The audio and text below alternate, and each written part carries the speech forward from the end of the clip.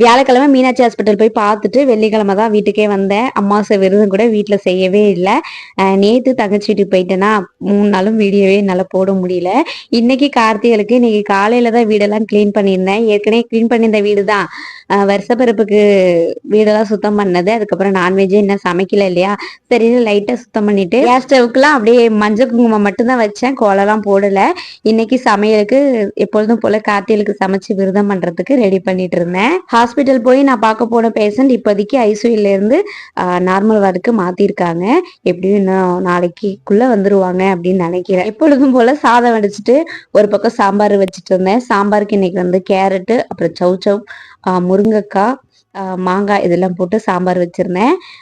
வெண்டைக்காய் கொஞ்சமா இருந்தது, அதை அப்படியே கையோட பொரியல் பண்ணிட்டு எப்பொழுதும் போல தொட்டுக்கைக்கு வாழைக்காய் வறுத்திருந்தேன். இன்னைக்கு சாப்பிட அவ்வளவா ஆள் கிடையாது, அதனால ஒரே ஒரு வாழைக்காய் மட்டும் வறுத்துட்டு விரதத்துக்கு ரெடி பண்ணியாச்சு. 2 மணிக்கெல்லாம் சமையலை முடிச்சுட்டு அதுக்கப்புறம் டிவியில கந்த சஷ்டி கவசத்தை போட்டுக்கிட்டு கேட்டுக்கிட்டே இன்னைக்கு படைக்க ஆரம்பிச்சாச்சு.